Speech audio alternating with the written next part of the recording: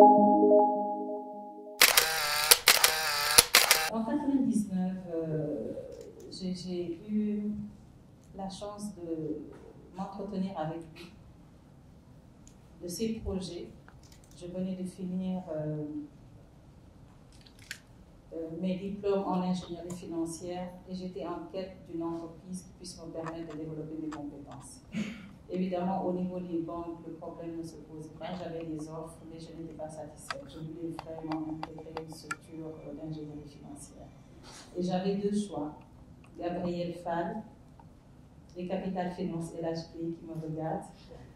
Donc c'est les deux qui s'offraient à moi pour pouvoir exercer mes compétences d'ingénierie financière. On a eu un entretien de plusieurs heures. Au terme de l'entretien, il a juste conclu en me demandant si je pouvais commencer le lendemain. Donc, ça ne s'est pas fait comme beaucoup de jeunes le rêvent, hein, recevoir la lettre, recevoir l'offre, étudier, répondre, non. Et je ne sais pas pourquoi, la confiance est établie, j'ai accepté. Le lendemain, j'étais au bureau, sans contrat, sans lettre, sans rien. Juste une parole donnée. Et c'est en cours de parcours qu'on a fait organiser les choses.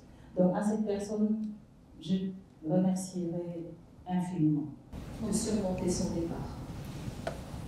C'était pas facile parce que, oui, nous le savions malade, mais très loin d'envisager cette nouvelle brutale. Je pense qu'on était comme dopés. Dans notre tête, il fallait vraiment avancer.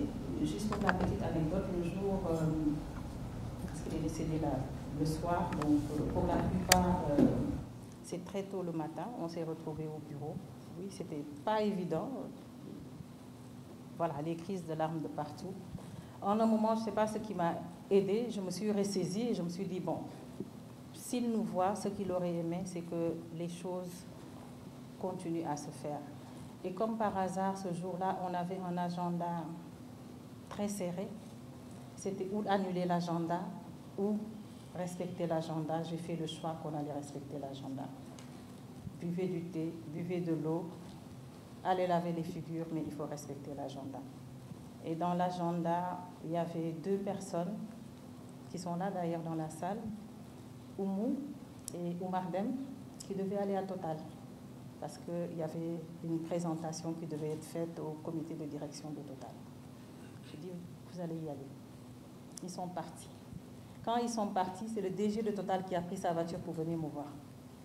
La distinction de meilleur SGI de lui et moi en février 2020. Donc, par la suite, c'est vraiment resté sur ce qu'il a été, ce qui nous a inspiré. Et parmi ce qui nous a inspiré, c'est le travail bien fait et cette faculté de dépassement de soi. Il a été malade, mais même malgré sa maladie, il nous a toujours traités avec bienveillance, il a toujours été souriant, il a toujours eu toute cette lucidité à aller de l'avant. Donc on ne pouvait que poursuivre. CGF, dans 10 ans, sera absolument une société qui va exister dans plusieurs pays. Nous sommes déjà, notre agrément couvre lui et moi, mais nous avons tenu à avoir une présence opérationnelle en Côte d'Ivoire et nous allons poursuivre aujourd'hui dans le cadre des orientations stratégiques. Nous avons déjà ciblé 3 autres pays où l'installation sera faite incessamment et nous n'excluons pas également de pouvoir travailler en synergie avec des acteurs qui sont hors de la zone pour pouvoir développer davantage cette fenêtre qui s'ouvre à nous.